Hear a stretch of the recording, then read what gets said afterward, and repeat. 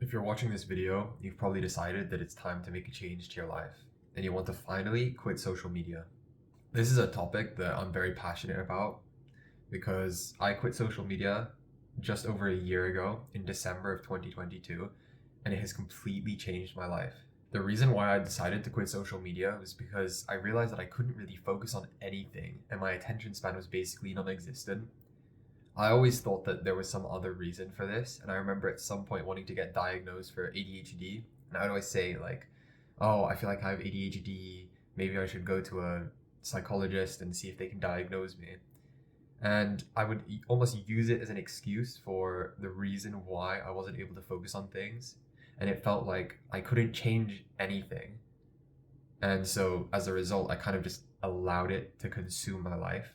And instead of doing work, I would always just go and play games. If I tried studying, I'd spend like 10 minutes and then I'd open up my phone, start scrolling on an app, and then get nothing done. And at the end of the day, instead of taking responsibility, I'd just say, oh, it's just the way my brain works. But until I actually realized that social media was the reason behind this, I wasn't able to change it. And the important thing is understanding that that isn't how you're supposed to live. You are supposed to be able to do things when you want to do them without feeling as though something else is taking your attention and distracting you from that task. And if you've never experienced that because you've grown up on social media, you won't even realize the potential you have until you make that change. So now I'll talk about how I actually made that change. The first thing for me was actually Snapchat. So I used to scroll on Snapchat and I had a bunch of streaks there, and I talked to people about um, like random things. I'd go through and I'd open all the streaks, and then on those streaks I would reply, send my own, but I never really sent anything valuable. I just sent like a black screen with an S on it. And to me, I realized that I actually had an emotional connection to those streaks. And so for me, it was valuable to have that connection and not break those streaks, even though I didn't speak to the person. So I could have like 700-day streaks with someone that I didn't even know. I simply knew them as like a mutual friend, or they just added me randomly on Snapchat one day. And I started streaks with them. But the idea of losing those streaks terrified me. So, for example, during a hurricane or something, if the power went out, I'd ask my friends, like, hey, can you go and do the streaks for me? Because I didn't want to lose them. And I realized that this had an impact on my life. And I wanted to quit social media, but by quitting social media, it means that I would lose those streaks. So, what I had to do first was stop the streaks entirely. If you're someone who sends streaks on whatever app it may be, you need to understand that streaks were implemented as a way to keep you coming back, and that social media apps purposely use them for that feature.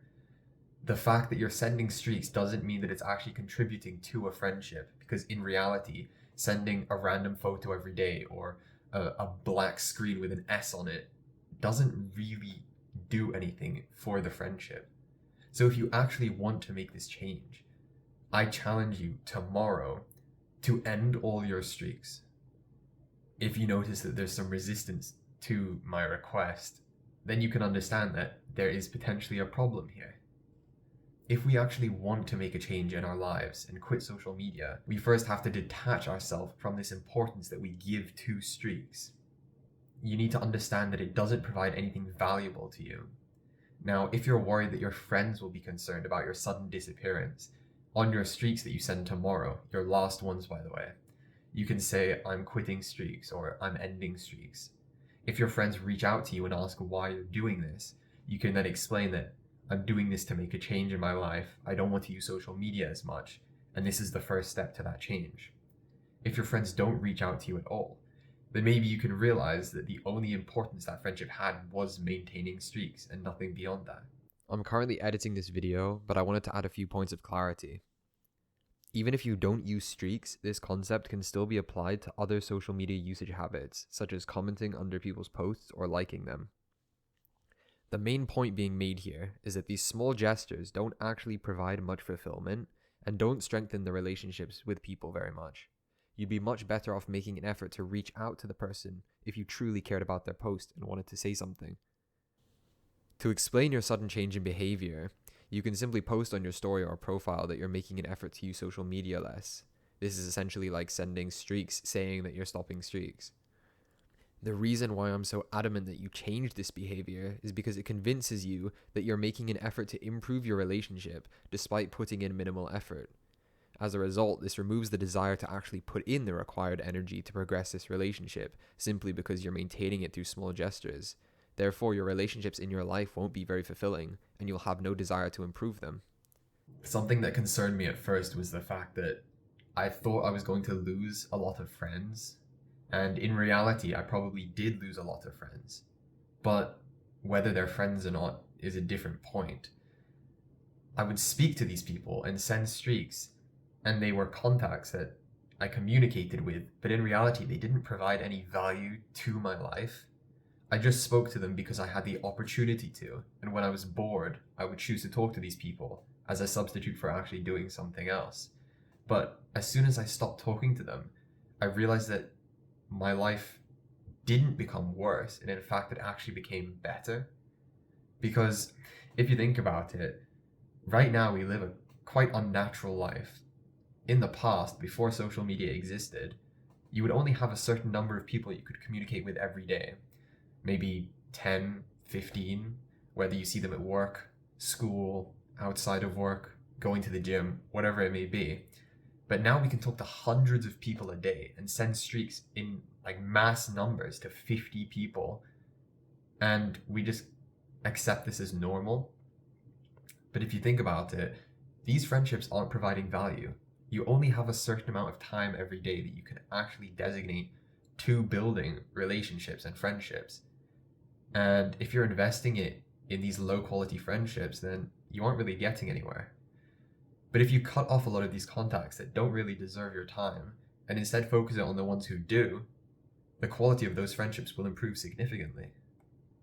However, quitting social media provides more than just an escape from social media. It'll actually improve the quality of your entire life. The reason for this is because there are probably a lot of things you want to accomplish. Maybe you want to pick up a new hobby like playing guitar, or maybe you want to spend more time with your friends or go to the gym. But you find that you don't actually have time in your day. Maybe you even want to read more, but you realize that how am I going to read because I'm always busy? The reason why you're always busy is because you're substituting this productive time for something that is mindless and you can just do easily. For example, you might open your phone when you're bored because you don't like being bored. But instead of opening your phone, you can instead use this time to find a task that will actually benefit you. So by quitting social media, you'll be forced to find a substitute for this behavior. Something I'd like to add is that you should probably come up with a list of things that you'd like to do after you quit social media, because trying to quit and then realizing that you don't actually have anything to do can make it easy to fall back on your past behavior. But if you find something that you actually want to do instead of using social media, you'll devote this time into improving those skills.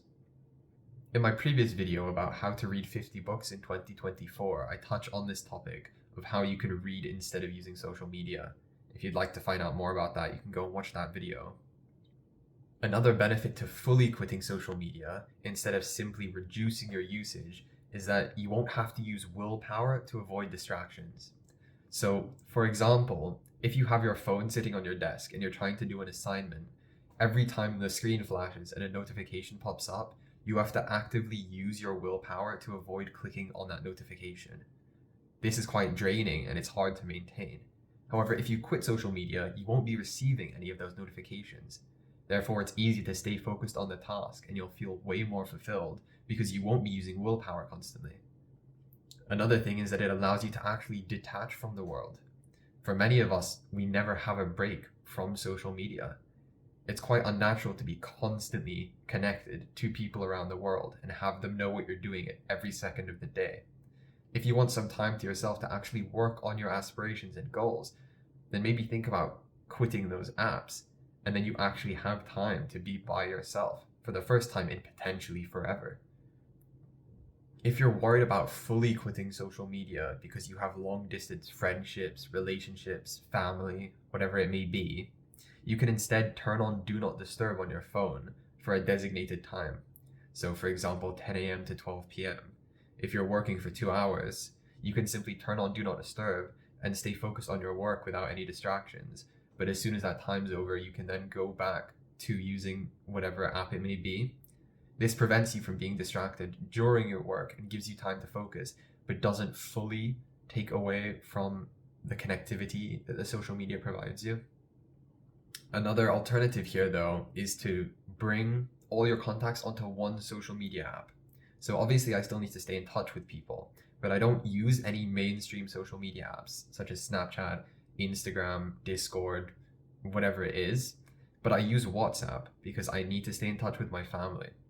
So anytime I meet someone and they ask, do you have Snapchat? I can simply just say, here's my number, you can message me on WhatsApp. And all my friends that I currently speak to and value, they've all added my number on WhatsApp, and so we can stay in touch. To take this a step further, I use WhatsApp on my computer, not my phone. This means when I'm out, I'm not constantly connected to people, and I have no desire to reach for my phone whenever I'm bored, as there's no way for me to contact people. If I ever need to use Snapchat or Instagram for whatever it may be, I can use it on my computer, which means I'm way more critical about my application and I'm actively thinking about my uses for it because I have to go and search the web browser, log in, and do whatever every single time. I use WhatsApp at certain times during the day, such as after my first workout when I've already done everything important for that morning. And then when I'm cooking dinner, as I usually call people so that I can socialize while cooking.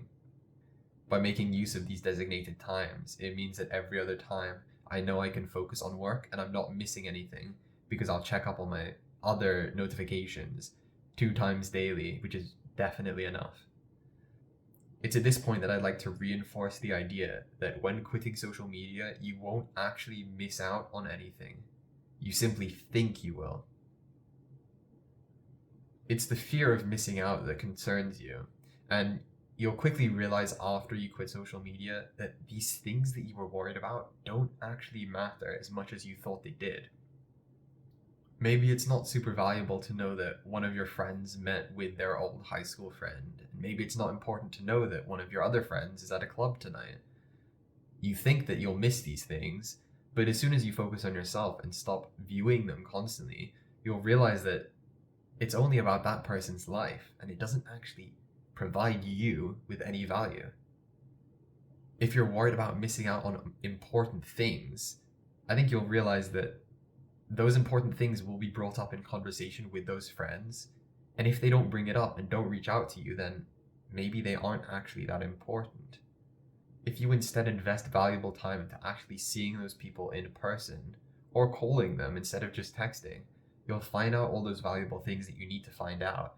And it'll be way more meaningful to congratulate them on their achievements verbally through a call or in person than simply liking their post or sending a text message. I personally have my notifications disabled 100% of the time, and I don't use my phone during the day because everything that I need to know will just present itself to me. If it's something on my calendar, then I'll place it on my calendar and check my calendar, and I don't need my phone to remind me. If something important happens, I'm checking my phone twice a day, which is enough to know that it's happening. If there's an emergency, of course, you can configure your phone to send, allow certain numbers to text you or whatever, or call you. So for example, if you're a parent who is looking after a child and they're at daycare or something, or if you need to stay in touch with your family because a situation might be happening, you can configure those things, but don't use that as an excuse to allow your phone to dictate your life. If you actually want to make the most out of your life this year, you need to eliminate these distractions because your time is valuable and it's very limited, and you can't let these apps take control of your life. Instead, you need to reclaim your life. Another valuable point to quitting social media is that you'll actually be more present in social situations. It's kind of ironic to think that when you engage in social media, you actually become less social. If you're talking to someone in person and you're sitting there scrolling on your phone, not communicating, it doesn't provide much value to the conversation.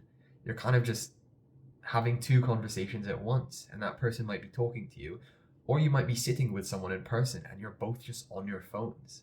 At that point, why are you in person? Why not just go home and text them? It doesn't provide much value to your life to be on your phone all the time. So if you think that you're going to lose social interactions or that your social life will suffer from quitting social media, I think you'll quickly realize that it will actually improve because you'll be more attentive in conversations, you'll remember things better, and you'll actually have meaningful conversations instead of just surface level talk about random things that pop up on your phone. It's hard to engage in deep conversation when every 15 seconds you're distracted. And if you don't have an attention span, how do you plan to have those meaningful conversations that you strive so much for?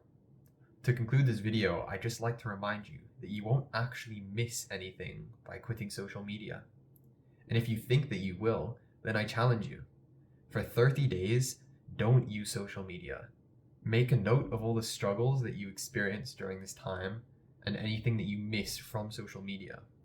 Then, after those 30 days have passed, if you find that you actually do think your life is improved by using social media, look at that list of things that benefit you and only re-implement those.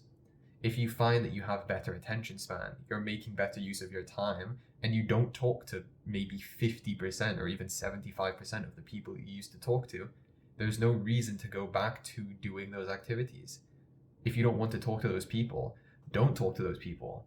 And if you're using social media apps again, at least you're getting the best use out of it. It's undeniable that there are some benefits to using social media, such as the ability to stay in touch with people and the ability to plan things no matter where you are. But it's difficult when you're constantly connected and you don't have your own life. The best way to get use out of social media is during those 30 days, identifying what's most important to you, re-implementing it after your return, making note of close friendships, and then using that extra time to improve the quality of those friendships. I hope this video has helped you understand why you should quit social media and how to do it. I look forward to you reclaiming your life, and I hope you're excited too.